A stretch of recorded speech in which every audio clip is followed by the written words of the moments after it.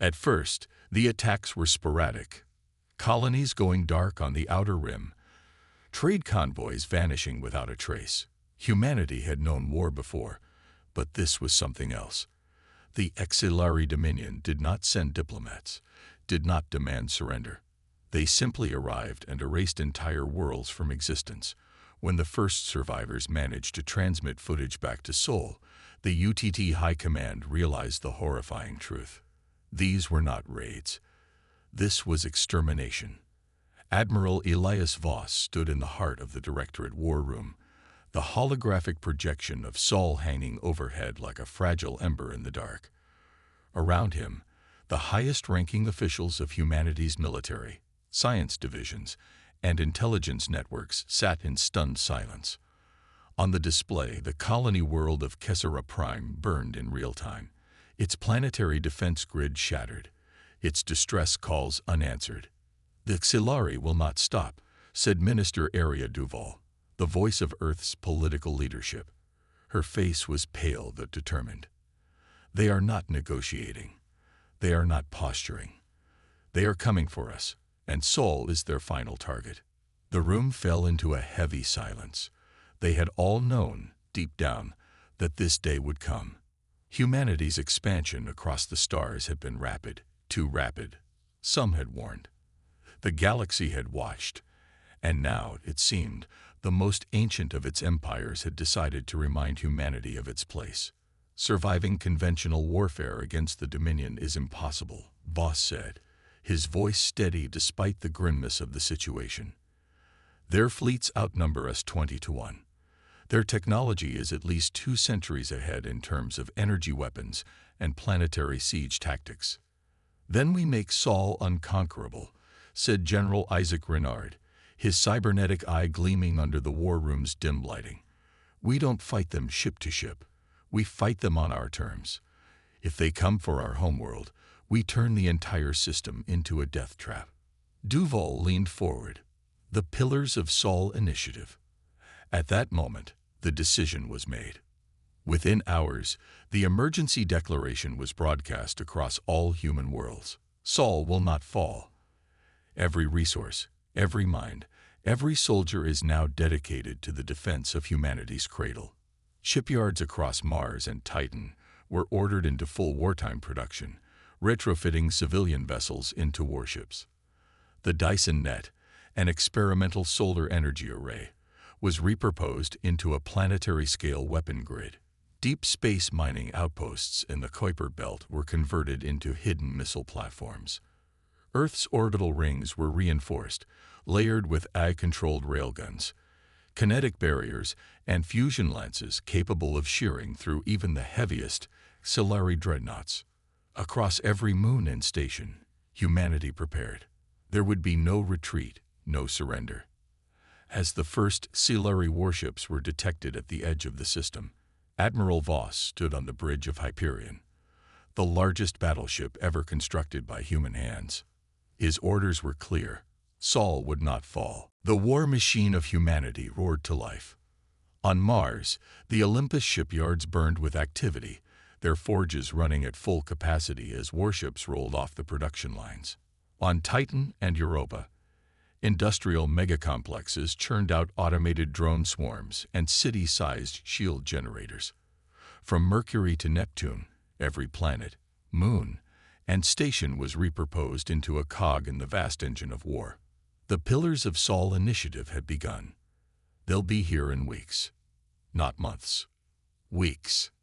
Admiral Elias Voss stood before a wall-sized tactical display inside UTD High Command. The Xilari invasion fleet had been detected at the edge of human space, a massive wave of biomechanical warships moving with surgical precision. Their course was unmistakable. Sol was their final destination. "We don't have the numbers for a straight fight," said General Isaac Renard, arms crossed. "Their fleets are too large. If we meet them head-on, we lose." "Then we won't meet them head-on," Voss countered, gesturing to the holographic projection of the solar system. "We force them to fight on our battlefield." The Pillars of Sol Initiative was built on one principle: Every celestial body would serve as both a shield and a sword. Earth would be the last stand, encased in overlapping planetary shields and orbital defense rings.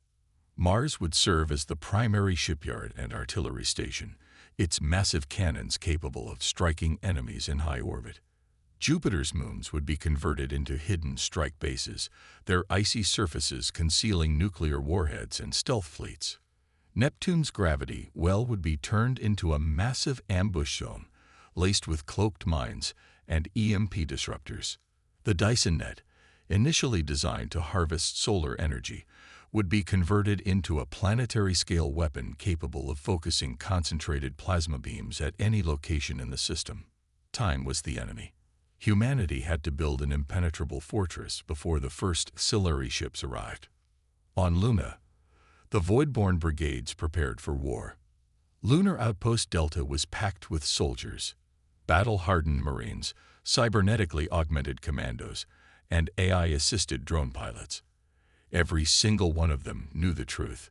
If Sol fell, there would be nowhere left to run. Captain Adrienne Kessler, a veteran of the Orion rebellions, addressed her troops. "We are the last line," she said, voice cold and steady. "When the auxiliary land, when they breach our defenses, we will meet them in the dirt, in the tunnels, in the burning wreckage of our worlds. We will fight them, and we will kill them until the last breath leaves our bodies. Because this is our home, and we are not afraid." The soldiers roared in response. As humanity's war machine accelerated, deep space probes delivered one final report. The auxiliary fleet had crossed the outer boundary of the Kuiper Belt. The storm was coming, and the pillars of Sol would either hold or crumble. The first auxiliary warships crossed into the Sol system under the cover of darkness, massive, living constructs that pulsed with eerie bioluminescent light.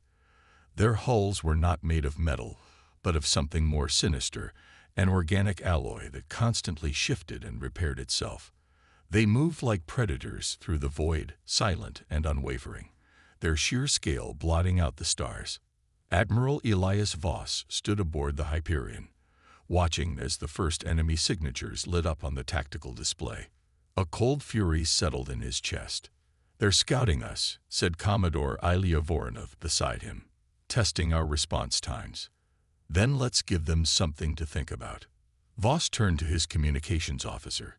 "Send the order. Activate Operation Gauntlet. The kill box is set." At the far reaches of Sol, Neptune's shadow hid the first of humanity's traps. The auxiliary scouts drifted closer, their spindly, insectoid ships spreading out like a net, unaware that they had already entered a carefully constructed death zone. Without warning, the void ignited. From the ice rings of Neptune, thousands of cloaked drones awoke, releasing a storm of EMP pulses. Auxiliary engines sputtered, shields flickered. The warships, once graceful, were now flailing in the dark. Then, the second wave struck. Railgun slugs, each the size of buildings, screamed through space at near-relativistic speeds, shattering the first wave of enemy vessels before they could react. Auxiliary ships ruptured like bursting flesh, their organic armor unable to withstand the sheer kinetic force of the assault. And still, it was not enough. Despite the devastation, the surviving auxiliary adapted with inhuman precision. Their damaged ships contorted, regenerating within seconds. The lead vessels changed formation, shifting into a defensive phalanx as they poured molten plasma into the void, incinerating human attack drones in a single sweep. "Here they come," murmured Voronov. The auxiliary scouts sent out a pulse transmission, a signal racing back toward the fleet hidden in deep space. They had seen the first defenses. Now, the real war would begin.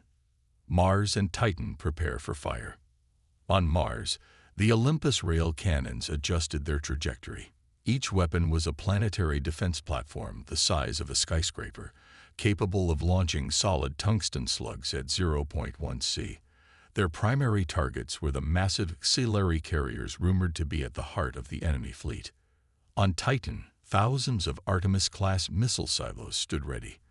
The UTD's most advanced warheads, A-guided and coated with exotic matter designed to counter auxiliary regeneration, were locked onto predetermined coordinates. As the main invasion force approached, High Command delivered a final transmission to all human personnel. No retreat, no surrender. Hold the line. And so, with all of Sol bracing for impact, the battle for humanity's survival truly began. The auxiliary vanguard surged forward, a black tide of biomechanical warships streaming past Neptune's shattered remains. Though humanity's first ambush had crippled dozens of enemy vessels, it was not enough to halt the advance. The auxiliary adapted too quickly, adjusting their formations and countermeasures with a precision that bordered on the unnatural. But if they had adapted, so had humanity. From deep space bastions, hidden within the asteroid belt, Admiral Elias Voss watched the enemy's approach. The first wave had been a test. Now, the real battle began. He turned to his weapons officer. Fire everything. Jupiter unleashes hell. The Hyperion led the counterattack. From behind the swirling storms of Jupiter, entire human battle groups emerge. Dozens of dreadnoughts, frigates, and automated drone swarms ready to strike. They launched from Ganymede, Europa, and Callisto, their engines flaring bright as they engaged the auxiliary with ruthless efficiency. The auxiliary moved to retaliate, but that was when Jupiter itself turned against them. Hidden within its chaotic atmosphere were the Prometheus arrays, humanity's most devastating planetary-scale weapon system, designed to harness and direct the raw electromagnetic fury of the gas giant. The arrays discharged in perfect unison. Lightning arced across space. Gigantic bolts of plasma, charged to the brink of instability, leaped from Jupiter's atmosphere and struck the enemy fleets with apocalyptic force.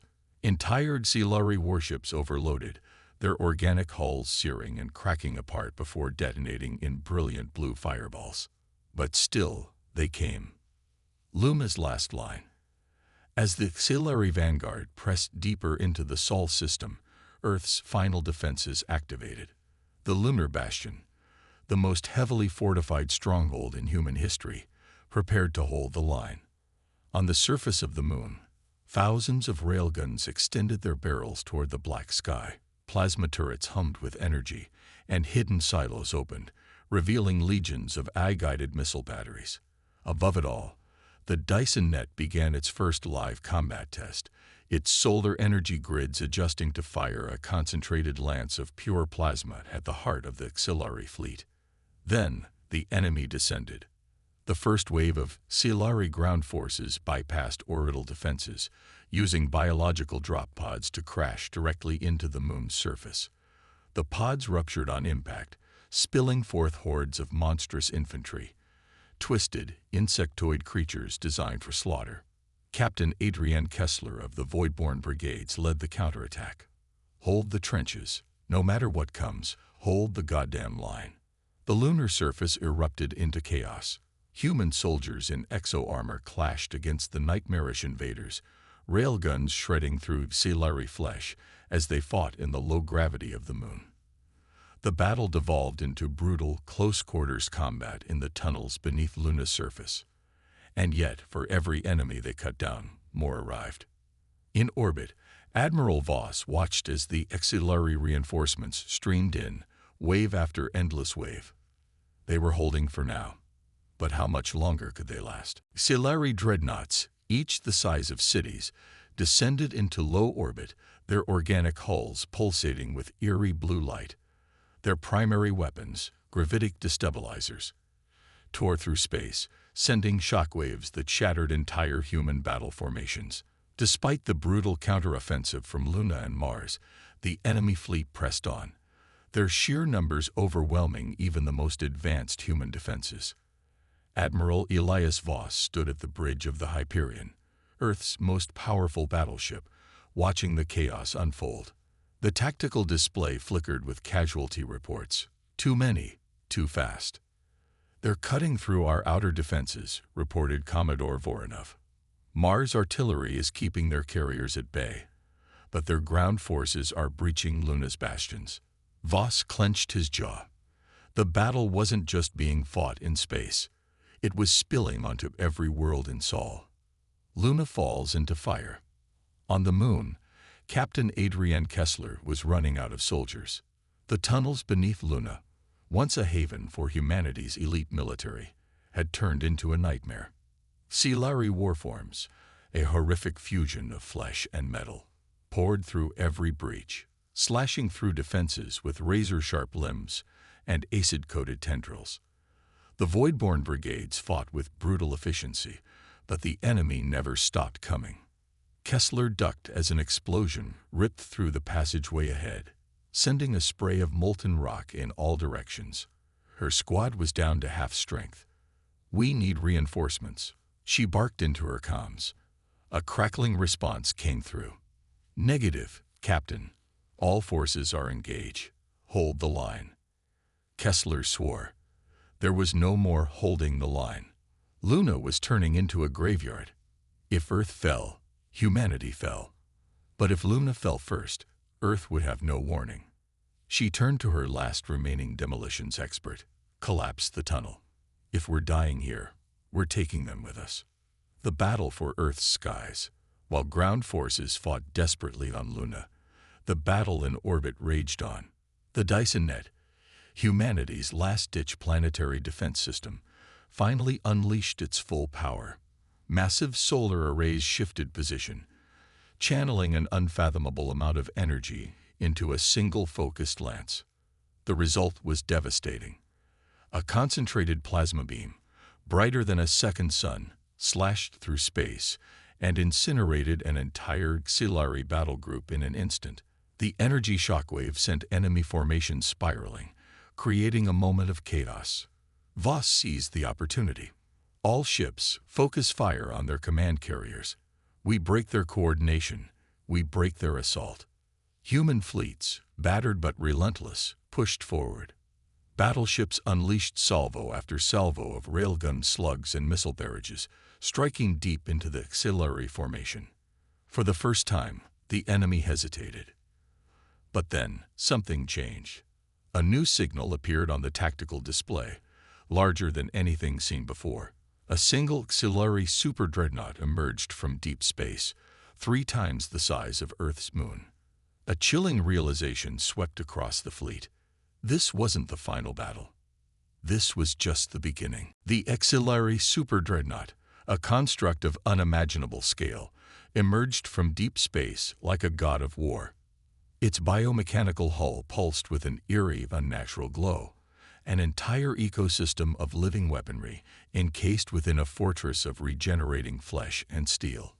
Admiral Elias Voss stood frozen as the Hyperion sensors struggled to process the sheer size of the thing. "Mother of God," whispered Commodore Voronov. The tactical display adjusted, painting the terrifying reality in cold numbers. This wasn't just a warship. It was a planet killer. And it was heading straight for Earth. Luna's last breath. Captain Adrian Kessler braced against the impact as another tunnel collapsed behind her. She and the last remnants of the Voidborn brigades were running out of ground to defend. The Xilari warforms had overrun most of Luna's defenses, their horrific insectoid bodies swarming through the underground corridors like an unstoppable tide. She staggered to her feet, dragging a wounded soldier with her. How much longer on the last detonator? 2 minutes, Captain. The demolitions expert shouted. Not fast enough. The enemy was already breaching the final chamber. Their chittering screeches echoed through the darkness, limbs clawing through rock and metal. Kessler could hear the screams of her dying comrades behind her. She turned back to the last standing soldiers of Luna's resistance. "We fight here. No retreat." Then the doors burst open, and the nightmare poured in. The Dyson Net fires again. With the super dreadnought looming over Earth, the Dyson Net adjusted for a second catastrophic strike. The massive solar arrays aligned, focusing a planetary-scale lance of plasma toward the behemoth. Energy readings spiked. The heat in orbit surged to unbearable levels. Then, release. A beam of pure annihilation slashed through space, striking the Xilari Colossus with pinpoint accuracy. For a moment, everything went silent. The Xilari construct convulsed as its organic hull rippled under the force of the attack. The beam burned deep, searing through miles of regenerating tissue and mechanical plating. And then, the impossible happened. The super dreadnought absorbed it. The remaining human commanders watched in horror as the behemoth's wounds closed within seconds. Its hull shifted, adapted. And then, its central core pulsed. Energy spike. Massive buildup detected. A technician screamed. The Xilari dreadnought retaliated. A pulse of pure void energy erupted from its core, sweeping across space like an apocalyptic tidal wave. The Dyson net's defense arrays collapsed instantly, shattering in a cascade of molten wreckage. Human battleships were flung aside like debris, their hulls crushed under the gravitational distortions. Admiral Voss watched helplessly as the largest structure ever built by mankind, their ultimate weapon, was reduced to nothing in mere seconds. The bridge of the Hyperion fell into stunned silence. Then Voronov spoke the words no one dared to say. "We can't stop it." The Xilari super dreadnought loomed over Earth, a harbinger of extinction. The last great human defenses, the Dyson net, Luna's bastions, and much of the orbital fleet, had been obliterated in a single devastating pulse. Earth's atmosphere burned with the debris of shattered warships. The moon was breaking apart, its surface scarred beyond recognition. And yet, even as defeat seemed inevitable, humanity refused to surrender. Admiral Elias Voss stood rigid on the Hyperion's bridge, his face bathed in the crimson glow of emergency alarms. Every logical calculation, every strategic model, screamed the same truth. This war was lost. But Voss knew something no Xilari could ever understand. Humans fought beyond reason, beyond survival, beyond logic. "Send the final command," he ordered.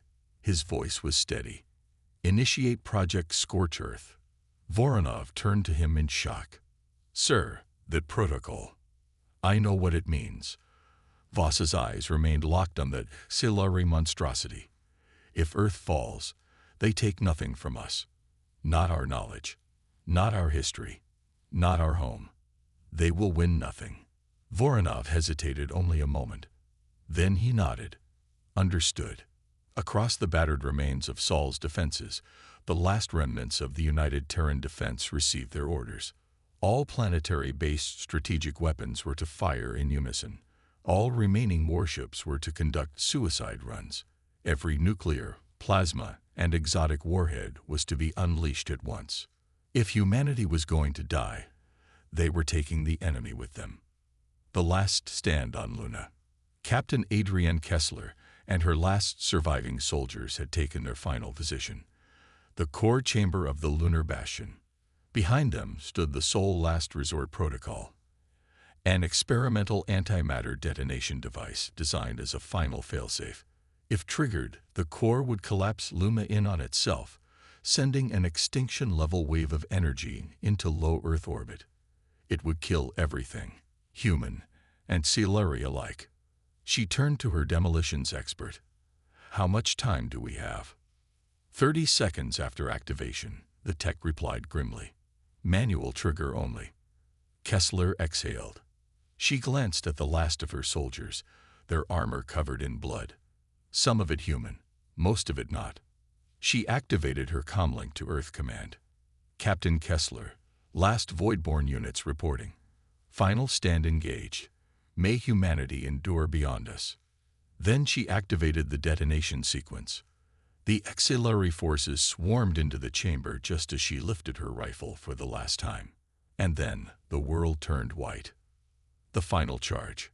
From Mars, Titan, and every remaining human stronghold, a final, coordinated strike was unleashed. Olympus rail cannons fired their last tungsten slugs at near-light speed, their impact shattering Xilari capital ships.